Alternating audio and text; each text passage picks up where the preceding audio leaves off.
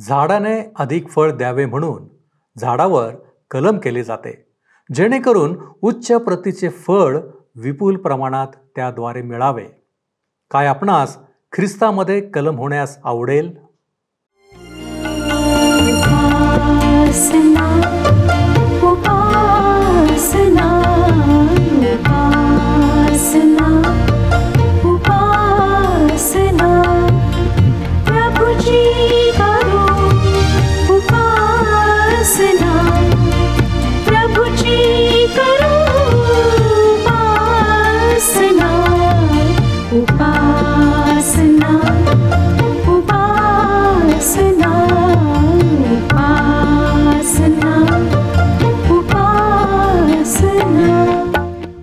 ख्रिस्तामधील प्रिय बंधू आणि भगिनींनो, उपासना कार्यक्रमामध्ये आपले हार्दिक स्वागत. प्रियांनो, उपासना कार्यक्रम हा 1294 भाग असलेली एक अध्ययन शृंखला आहे. देवाने मनुष्याला काही उद्देशाने, हेतूने निर्माण केले आहे आणि म्हणूनच तो त्याच्या वचनांद्वारे मनुष्याला मार्गदर्शन करीत असतो. देवाची इच्छा आहे की आम्ही ती वचने आणि मार्गदर्शन स्वीकारावे आणि देवाच्या सन्निध राहण्याचा प्रयत्न करावा. या कार्यक्रमाच्या द्वारे आपणास वचनाची गोडी लागावी आणि आपणास वचनांचा अभ्यास करता यावा, ही आमची प्रांजळ इच्छा आहे. असो प्रियांनो, या दिवसात आपण पौलाचे रोमकरास पत्र याचे अध्ययन करीत आहोत. मागील कार्यक्रमात आपण पाहिले की इस्रायल लोकांनी ख्रिस्ताला कसे नाकारले आणि परराष्ट्रीयांना तारणाची संधी मिळाली. आज आपण हे पाहणार आहोत की पौल सांगतो, ख्रिस्ताला न स्वीकारलेल्या इस्रायलांना अजूनही आशा आहे. त्याचबरोबर परराष्ट्रीयांना तो सावध करतो की त्यांनी गर्विष्ठ होऊ नये, तर नम्र व्हावे, देवाचे भय बाळगावे. या ठिकाणी तो एक रूपक देखील वापरतो. हे रूपक कोणते होते, त्यामागे पौलाचा उद्देश काय होता, इत्यादी गोष्टी समजून घेण्यासाठी चला प्रियांनो, आपण आपल्या अध्ययनाची सुरुवात करूया. श्रोत्यानो, 11व्या अध्यायाच्या 1 ते 10 वचनांवर आम्ही विचार केला होता. आज 11व्या वचनापासून आम्ही पुढे पाहणार आहोत. रोमकरास पत्र 11वा अध्याय. 11वं वचन सांगतं, रोमकरास पत्र 11वा अध्याय आणि 11वे वचन. तर मी विचारतो, त्यांचे पतन व्हावे म्हणून ते अडखळले काय? कधीच नाही. तर त्यांच्या ठायी ईर्ष्या निर्माण होण्यासाठी त्यांच्या अपराधाने परराष्ट्रीयांचे तारण झाले आहे. दुसऱ्या शब्दात पौल म्हणतो, तर मी विचारतो ते ह्यासाठी अडखळले काय की त्यांचे पतन व्हावे? ह्या विचारांपासून दूर ते असे नाही, परंतु त्यांच्या खोट्या पावलामुळे तारण अन्य जात्यांकडे आले, जेणेकरून इस्रायलला ईर्ष्या व्हावी. आता पौल पहिल्या वचनाप्रमाणे ह्या वचनाला ह्या ठिकाणी विचारपूस करून उघडत आहे. काय आपणास स्मरण आहे की त्याने एक प्रश्न विचारला होता की काय परमेश्वराने आपल्या लोकांना टाकून दिले आहे? अस्वीकार हा तात्पुरता आणि अपूर्ण आहे. त्याचा प्रश्न आहे, काय ते अशा प्रकारे अडखळलेत की ते पुन्हा उठणार नाहीत? उत्तर नकारात्मक आहे. त्यांच्या पतनाने देवाला अन्य जात्यांकरिता तारणाचे द्वार उघडण्यास शक्य केले. यहुदी अन्य जात्यांच्या तारणाला पाहू शकतील. जे आशीर्वाद यहुद्यांना वाटले की फक्त त्यांनाच प्राप्त होतील, त्या आशीर्वादांचा अनुभव अन्य जाती घेताना, आनंद घेताना ते पाहतील. ह्यामुळे त्यांना स्पर्धा करण्यास प्रोत्साहन मिळेल, ईर्ष्या नाही, ज्याप्रमाणे आम्ही बरेचदा त्याला समजतो. 12वं वचन पहा, 11वा अध्याय 12वं वचन. आता त्यांचा अपराध ही जर जगाची संपत्ती आणि त्यांचा रास ही जर परराष्ट्रीयांची सधनता आहे, तर त्यांची भरती झाल्यास ती सधनता कितीतरी अधिक होईल. श्रोत्यानो, इस्रायलला अलग करण्यात आले. परमेश्वर हा समय त्यांच्याशी एका राष्ट्राच्या रूपात व्यवहार करीत नाही. जेव्हा परमेश्वर त्यांच्याशी व्यवहार करणे सुरू करेल, तेव्हा त्यांना अरबशी काही समस्या राहणार नाही. त्यांच्यामधील जे प्रश्न आहेत ते पूर्णपणे सुटतील. इस्रायल भयात राहणार नाही, कारण देवाने हे वचन दिले आहे की प्रत्येक व्यक्ती शांती आणि समाधानात राहील. मिखाचे पुस्तक 4 अध्याय आणि 4 वचन सांगतं. मिखा 4 अध्याय आणि 4 ते सगळे आपापल्या द्राक्षीखाली व अंजिराच्या झाडाखाली बसतील, कोणी त्यास घाबरविणार नाही, कारण सेनाधीश परमेश्वराच्या तोंडची ही वाणी आहे. श्रोत्यांनो, आता जेव्हा त्यांचे अलग होणे अन्य जातीयांकरिता परमेश्वराच्या कृपेचे कारण ठरले, तर जर पुन्हा यहुद्यांना स्वीकारण्यात येईल तर अन्य जातीयांचे काय? ते बहुगुणित होईल. यरुशलेमेतील त्या महान धर्मसभेपुढे याकोबाने हे स्पष्ट केले होते.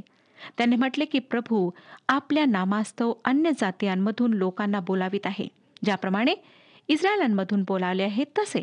प्रेषितांची कृत्ये 15 16 आणि 17 परमेश्वर म्हणतो, ह्यानंतर मी परत येईन व दाविदाचा पडलेला डेरा पुन्हा उभारीन आणि त्याची भगदाडे बुजवून तो पुन्हा नीट करीन, ह्यासाठी की शेष राहिलेल्या माणसांनी व ज्या राष्ट्रांना माझे नाव देण्यात आले आहे त्या सर्वांनी प्रभूचा शोध करावा.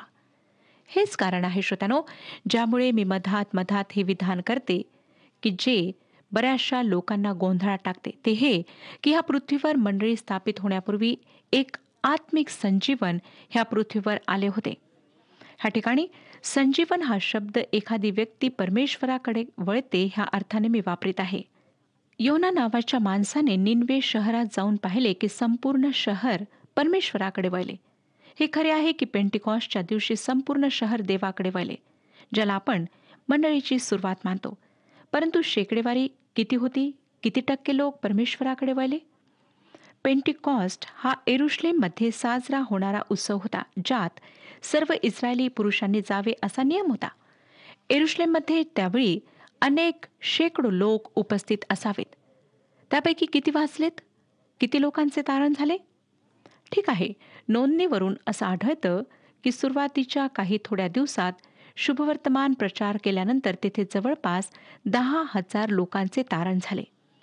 आता श्रोत्यांनो, हे प्रमाण निश्चितच कमी आहे, परंतु योनाच्या दिवसात झालेले तारण ह्यापेक्षा फार मोठे होते.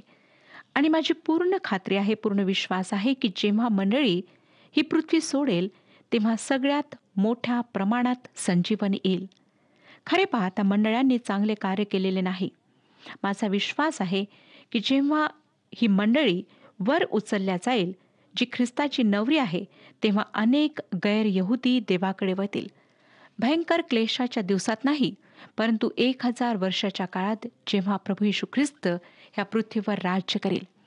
गैरयहुदी राष्ट्रे त्यात प्रवेश करतील आणि अनेकांना येशू ख्रिस्ताचा अधिकार आवडेल आणि त्या काळात लोक देवाकडे वळतील. ह्या गोष्टीवर मी पूर्ण अंतकरणाने विश्वास ठेवते. आता पॉल 13 आणि 14 वचनात काय म्हणतो पहा. 11 13 आणि 14 पण तुम्हा परराष्ट्रीयांना मी हे सांगतो, ज्या अर्थी मी परराष्ट्रीयांचा प्रेषित आहे त्या अर्थी मी आपल्या सेवेला मोठेपणा देतो.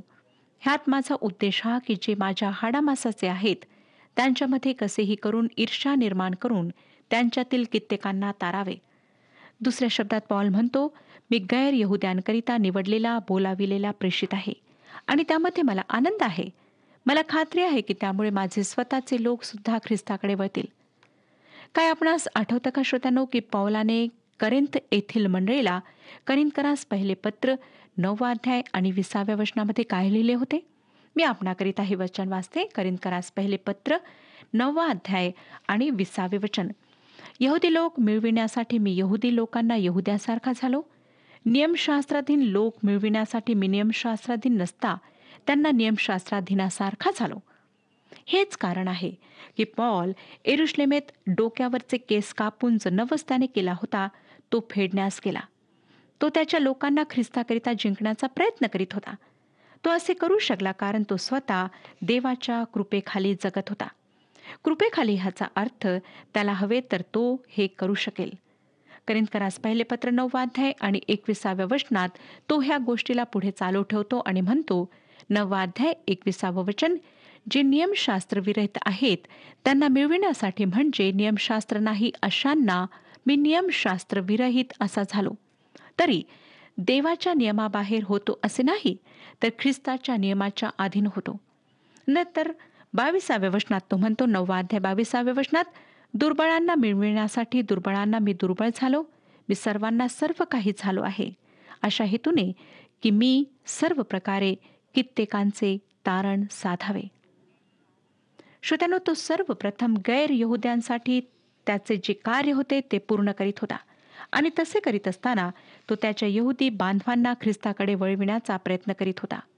काही ख्रिस्ताकडे वळलेत, काहीच ह्या सर्वांमध्ये पॉल आपली सेवा पूर्ण करीत होता आणि परमेश्वर ह्या युगात आपला उद्देश यहुदी आणि गैर यहुदियांकरिता पूर्ण करीत होता. ज्याकरिता परमेश्वराने पौलाला बोलावले होते ते करीत असताना पौलाला नक्कीच फार संतुष्टता लाभत होती असं मला वाटत नाही. परमेश्वराजवळ आपणाकरिता सुद्धा जागा आहे.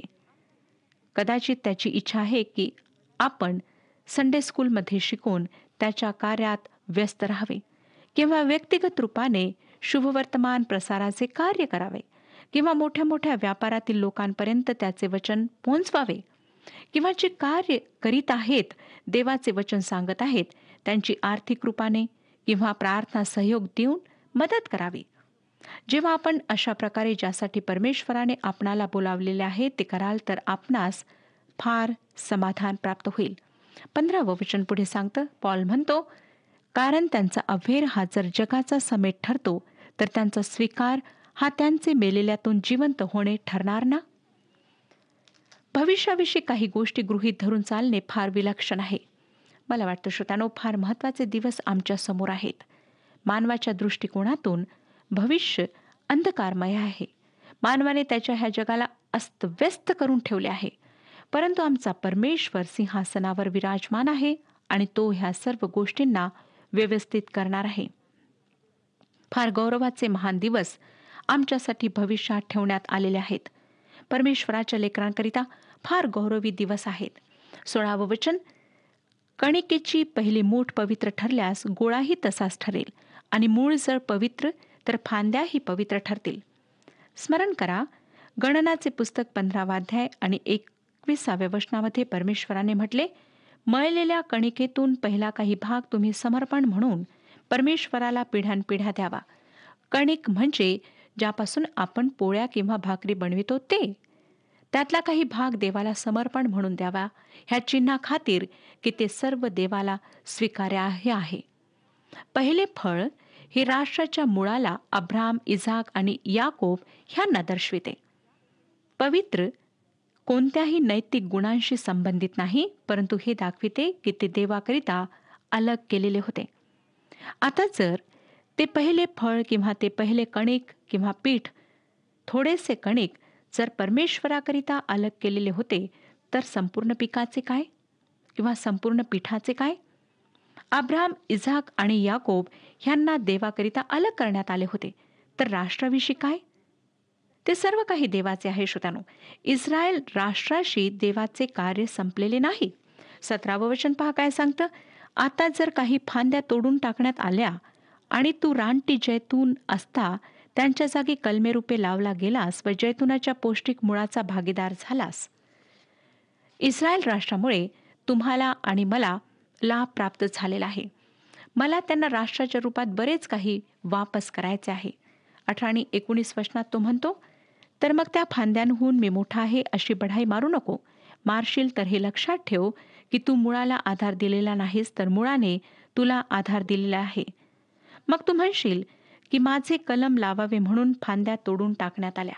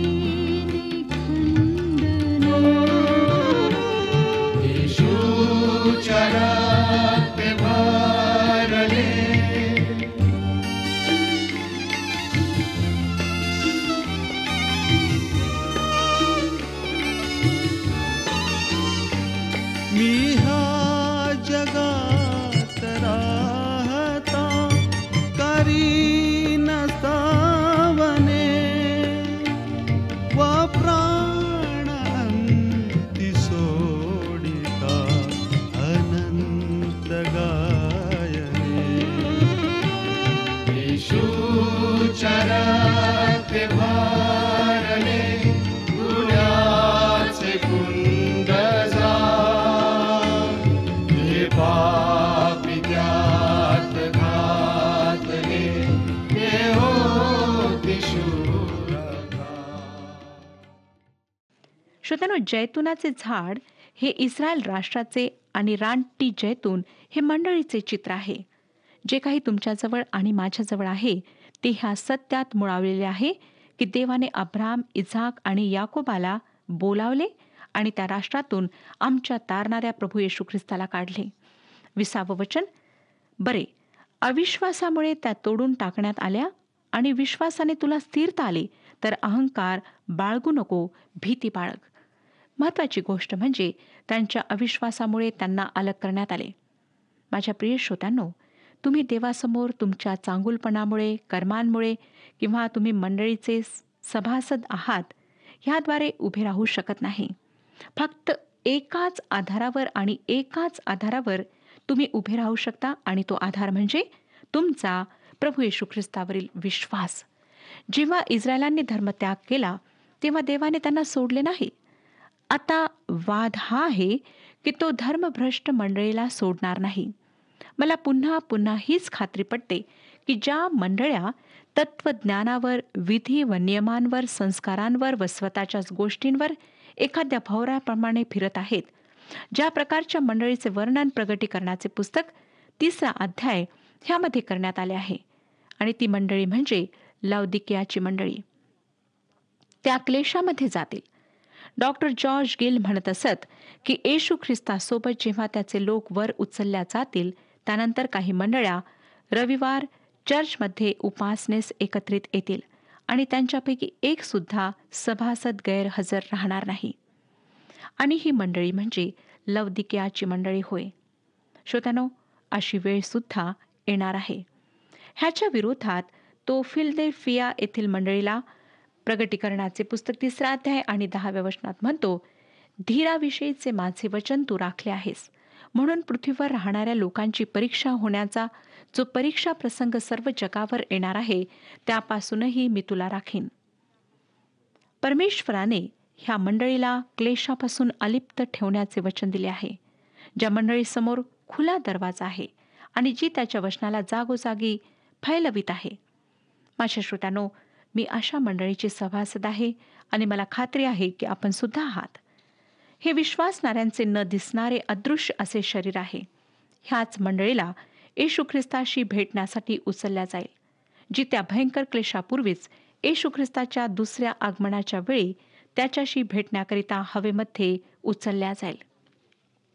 आता आम्ही पाहणार आहोत की इस्रायलची पुनर्स्थापना सगळ्यात महान अशा आशीर्वादांना आणेल. 22वं वचन पुढे आम्हाला सांगतं, 11वा अध्याय आणि 22वे वचन, देवाची ममता व कडकपणा पहा, पतन झालेल्यांविषयी कडकपणा आणि तुझ्याविषयी देवाची ममता, पण तू त्यांच्या ममतेत राहशील, तर नाहीतर तूही छेदून टाकीला जाशील. हे शब्द ऐकायला फार कठोर वाटतात. पॉल गैर यहुदियांना 2 उदाहरणे समोर ठेवण्यास सांगत आहे. धिक्कारलेले इस्रायली देवाचा कडकपणा दर्शवितात, परंतु गैर यहुद्यांकरिता जे देवाकडे वळलेत त्यांच्याकरिता देवाचा परोपकारी दयाळूपणा प्रगट झालेला आहे. श्रोत्यानो, देवाच्या ह्या 2 गुणांच्या प्रगट होण्याची आवश्यकता आहे. येशू ख्रिस्ताचा धिक्कार करणाऱ्यांवर आणि पापाच्या विरुद्धात परमेश्वराचा न्याय आणि येशू ख्रिस्तावर विश्वास करणाऱ्यांवर परमेश्वराची कृपा. 23वं वचन, आणि ते अविश्वासात न राहिले तर तेही कलमरूपे लावण्यात येतील, कारण त्यांचे पुन्हा कलम लावण्यास देव समर्थ आहे. जेव्हा देवाने अन्य जात्यांना ज्यांची काहीच योग्यता नाही स्वीकारले, तर निश्चितच तो इस्रायलला ज्याच्याजवळ सुद्धा कुठलीच योग्यता नाही पुन्हा स्थापित करेल, पुन्हा त्यांना राखील. ह्या वचनात पुन्हा हा शब्द मुख्य शब्द आहे. परमेश्वर इस्रायलाला पुन्हा रचेल, त्यांना पूर्ववत करील. जुना करार अगदी चांगल्या प्रकारे स्पष्ट करतो की इस्रायल पुन्हा देवाकडे वळेल. उदाहरणाकरिता इर्मयाचे पुस्तक 23 अध्याय 3 ते 8 वचने वाचूया. इर्मया 23 अध्याय 3 पासून 8 वचने. मी ज्या ज्या देशात आपला कळप हाकून लाविला त्या त्या देशातून त्याचा अवशेष जमा करीन व त्यास त्यांच्या मेंढवाड्यात परत आणेन, म्हणजे ते फलद्रूप होऊन बुद्धी पावतील. मी त्याचवर मेंढपाळ नेमीन, ते त्यास चारितील, म्हणजे ते पुढे भिणार नाहीत, घाबरणार नाहीत, कमी होणार नाहीत, असे परमेश्वर म्हणतो. 5वं वचन. परमेश्वर म्हणतो, पहा, मी दाविदाकरिता एक धार्मिक अंकुर उगवीन. तो राजा होऊन राज्य करील. तो सुज्ञतेने वागेल, देशात धर्मन्याय करील. असे दिवस येत आहेत. 6वं वचन. त्याच्या काळी यहुदा सुरक्षित होईल, इस्रायल निर्भय वसेल व जे नाव त्याला देतील ते हे. परमेश्वर आमची धार्मिकता. परमेश्वर म्हणतो, यास तो पहा, असे दिवस येत आहेत की त्यात ज्या परमेश्वराने इस्रायल वंशजास मिसर देशातून आणले त्याच्या जीविताची शपथ असे म्हणणार नाहीत, तर उत्तर देशातून व ज्या ज्या देशात इस्रायल घराण्याच्या संतानाला हाकून लाविले होते त्यातून ज्याने त्यास आणले त्या परमेश्वराच्या जीविताची शपथ असे म्हणतील व ते स्वतःच्या देशात राहतील. ज्या अनेक भविष्यद्वाण्या इस्रायलच्या पुनर्रचनेबद्दल पवित्र शास्त्रात केलेल्या आहेत त्यापैकी श्रोत्यानो ही एक वैशिष्ट्यपूर्ण अशी भविष्यद्वाणी आहे. जखर्या 12 अध्याय आणि 10 वचनात म्हणतो, आणि मी दाविदाच्या घराण्यावर व यरूशलेम निवाशांवर कृपा व विणवणी यांच्या आत्म्याचा वर्षाव करीन, आणि ज्या मला त्यांनी विंधिले त्या मजकडे ते पाहतील. एकुलत्या एका पुत्रासाठी शोक करावा तसे ते त्यासाठी शोक करतील. ज्येष्ठ पुत्राबद्दल जसा कोणी अत्यंत खेद करीतो तसा ते त्याबद्दल खेद करीतील. श्रोत्यानो, हा भरपाईचा एक महान दिवस राहणार आहे. ते पश्चातापाने भरून देवाकडे वळतील आणि ज्या प्रकारे देव आम्हाला वाचवतो त्या प्रकारे तो त्यांना वाचवेल. त्याच्या अनंत आणि अद्भुत कृपेने आणि दयेने तो आमचा बचाव करेल. 24वं वचन वाचूया. रोमकरासपत्र 11 अध्याय 24 वचन. जे मूळचे रानटी जैतुनाचे झाड त्यातून तुला कापून तुझे कलम सृष्टिक्रम सोडून चांगल्या जैतुनात लावले, तर ह्या ज्या त्याच्या मूळच्याच फांद्या त्यांचे कलम आपल्या जैतुनात किती विशेष करून लावण्यात येईल. पॉल जैतुनाच्या वृक्षाचे उदाहरण पुढे चालू ठेवित आहे. इस्रायल जैतुनाचा वृक्ष ज्याचे मूळ अब्राम आहे. काही फांद्या कापून टाकण्यात आल्यात. राष्ट्र नाकारण्यात आले. देवाने अन्य जात्यांमध्ये त्याचे कलम लावले, परंतु त्यांना यहुदी बनविण्याद्वारे, त्यांचे पक्षांतर करण्याद्वारे, अर्थात त्यांना जुन्या करारातील विधी व नियम स्वीकारण्यास लावून नाही, परंतु देवाने इस्रायलला पूर्णपणे कापून टाकले आणि मंडळीमध्ये त्यांची कलम लावली. यहुदी आणि अन्य जाती दोन्हींना एकत्र करून विश्वासाद्वारे त्वरित व सरळ अब्रामावर कलम लावली. जर परमेश्वर असे करू शकला आणि त्याने केले तर हे मानणे शक्य आहे की तो स्वाभाविक फांद्या घेऊन त्यांचे पुन्हा कलम लावेल.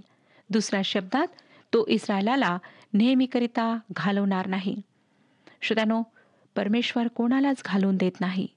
फक्त परमेश्वराची हीच इच्छा आहे की प्रत्येकाने पश्चाताप करावा. आज आपण कितीही भयंकर पापे केलेली असली तरी तो आपणाला क्षमा करण्याकरिता तयार आहे. तो आपणाला घालवून देणार नाही. अनेकांशी जेव्हा मी बोलते तेव्हा ते हेच म्हणतात की आम्ही फार भयंकर असे पापी आहोत, फार पापे आम्ही केलेली आहेत, परमेश्वर सुद्धा आम्हाला कधी क्षमा करणार नाही. श्रोत्यानो, ही तुमची चुकीची समजूत आहे. परमेश्वर तुमच्या सर्व घाणेरड्या पापांना प्रभू येशू ख्रिस्ताच्या रक्तामध्ये धुवून काढण्याकरिता तयार आहे. फक्त आवश्यक आहे की आपण पश्चाताप करावा, त्या सर्व पापांची कबुली द्यावी, येशू ख्रिस्तावर विश्वास ठेवावा, आणि जर आपण नम्र अंतकरणाने पश्चातापी हृदयाने त्याच्या जवळ येता, ख्रिस्ताला आपल्या हृदयात प्रवेश देता, तर तो आपल्या जीवनाचा स्वामी आणि प्रभू होण्यास तयार असतो. आज तो तुमची वाट पाहत आहे. म्हणून ज्या स्थितीत आपण आहात त्या स्थितीत परमेश्वराजवळ या, क्षमा मागा, पश्चाताप करा आणि पुन्हा ती पापे न करण्याचा निश्चय करा. परमेश्वर तुम्हाला जवळ घेण्याकरिता तयारीत आहे. श्रोत्यानो, वाट पाहू नका. उद्याचा दिवस कोणाच्या जीवनात दिसेल, कोणाच्या जीवनात दिसणार नाही. म्हणून आपण तरुण असा, लहान असा, वृद्ध असा, ज्या स्थितीत आहात त्या स्थितीत ख्रिस्ताकडे या. परमेश्वर आपणा सर्वांस आशीर्वाद देव. हा कार्यक्रम आपणास आवडला काय? आता आम्हाला एक मिस कॉल करा आणि आपण पुढील विजेता होऊ शकता.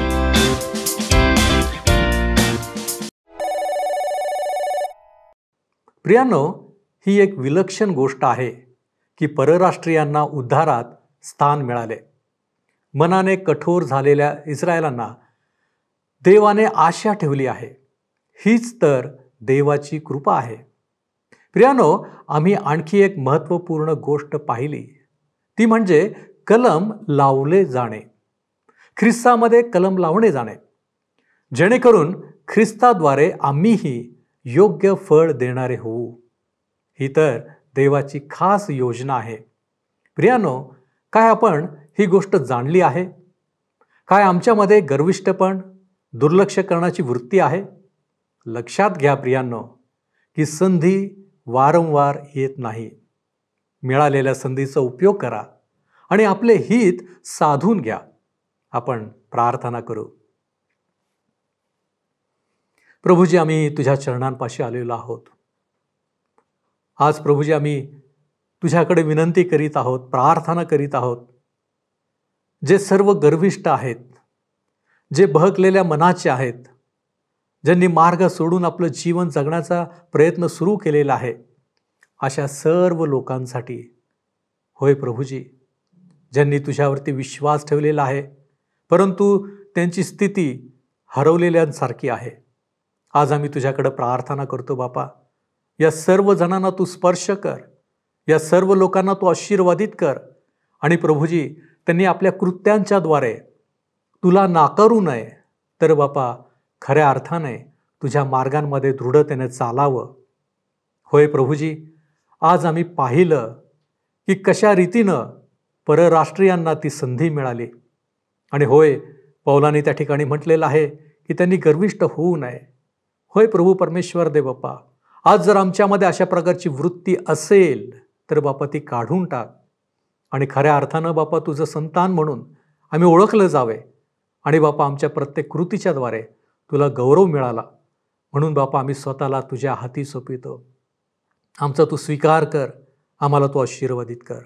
तारणारा प्रभू येशू ख्रिस्त याच्या गौरवी नावात ही प्रार्थना केली आहे म्हणून तू ऐक. आमेन. विश्वासात स्थिरावलेले व अढळ रहा. प्रभू आपणास सहाय्य करो.